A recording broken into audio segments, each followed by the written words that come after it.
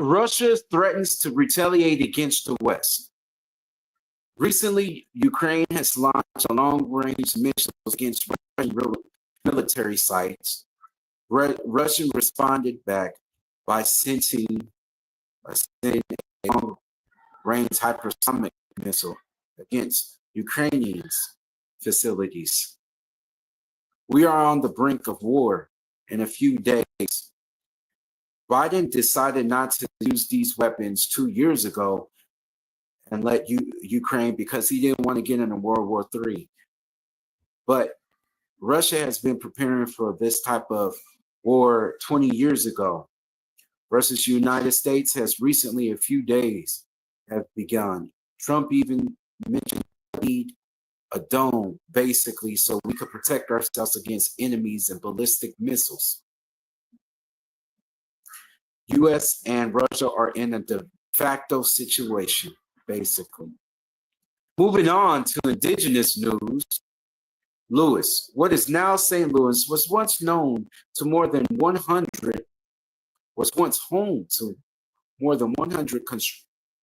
mounds constructed by Native Americans. So many that St. Louis was once known as Mound City.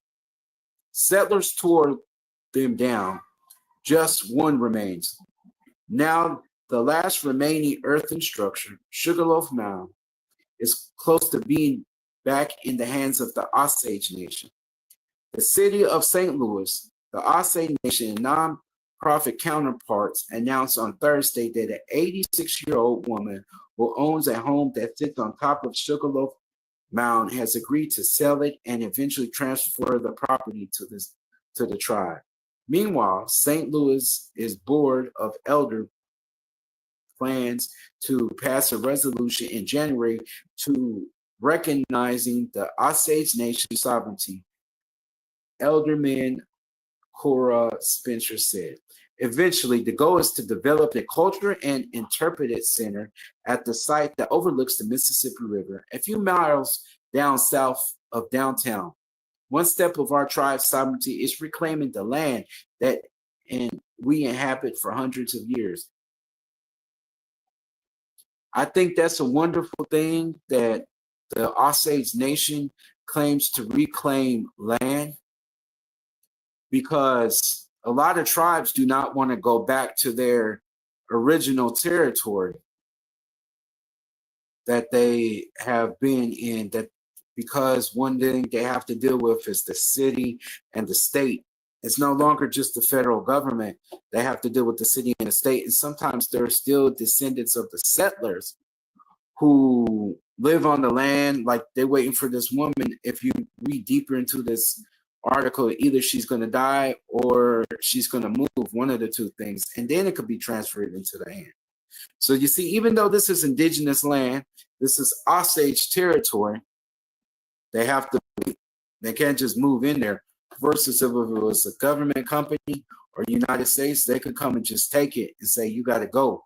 But the Native nations are a little bit more respectful in a way, you know, unless they really wanted it. But it's just going to be a culture site, basically, and an interpret site. So it's not that big of a push to take it back. But you know, I've asked people as far as the Cherokee Nation, how come you guys haven't went back into some territory?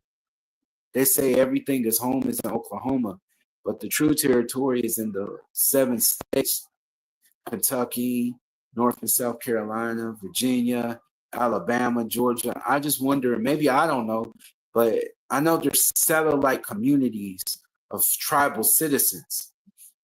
And maybe they own some land, but it would be great to see a lot of Native nations push back into the territory of it. And they don't per se have to go near these cities.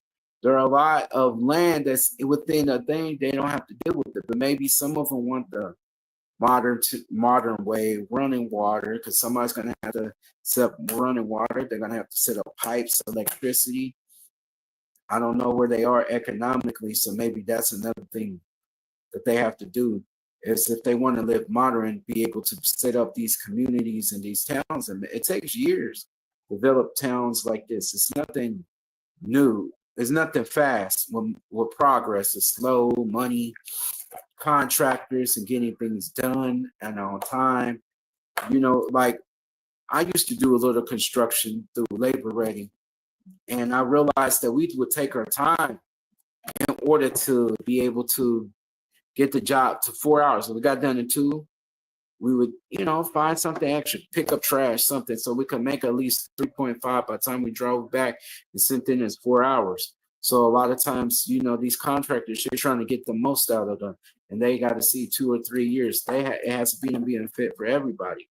And then the company would, if we worked it to have a certain amount of people living there, would then make a thing. So it's a lot, I guess, to think about when you go to re-inhabit a place that you once lived with modern technology as far as computers and running water, electricity, all of that. And there are a lot of native people who are living modernly and not traditionally living, but there are some people in Central and South America who want to live more traditionally. But we have to see the balance in between both, because they all need still a fire department. They need police. They need of their own. They need a hospital. They need a clinic to be treated. Whatever way you want to use modern medicine, or if you want to use traditional medicine, you still need somewhere you can meet up and go and to be treated for these type of things that we know that helps the community out and protects the community and the community in there. With that being said, today I will be pulling out of the Black Bear Medicine Bag show. I will be talking about 1, 2, 3, 4 indigenous medicines that are from the Midwest, that the Midwest natives use. So without further ado, let's jump into it. Wild onion. One thing that a wild onion would do would be to keep away bugs and insects. It's also used for treating insect bites, bee stings, treating snake bites, treating coughs, treating pneumonia. Man, just to think that all a wild onion can do. I remember as a kid seeing here in Indiana, seeing a field smelling like onions and pulling it up, discovering, I was like, oh, wow. And I didn't know that there is a medical use for wild onions. That's really out there. All right, let's go to the next one. Field garlic. What is it good for? It's good for heart protection. It's good for a blood purifier. It's good for insect repellent. Improves digestion and cleanses your digestion. Purifies the blood. So if you guys having issues trying to get your blood clean for whatever reason, try some field garlic. I'm not a physician or anybody, but please consult with your doctor and your pharmacist before using any of these. Common groundnut. It's good for your heart health, weight loss. It's an antioxidant. It's good for brain health, skin elasticity, cancer prevention. Man, I got to get me some of this ground common nut. And all of these that I talk about tonight, I got the time tonight, and I'll put it up on the Black Bear Medicine Bag Show on Facebook. I'm heavily based on Facebook, so I figure out how can I move to TikTok. But y'all be careful. TikTok's about to be done, about to be out in 2024. So you guys may want to move to YouTube and Facebook where something is still together. Move forward, we're going to talk about dog bane or Indian hemp.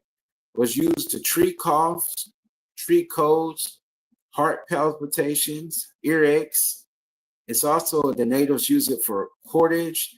That means the little rope that they would use to tie like wiggy ups or wigwams. It's also, you could use it for making basketries.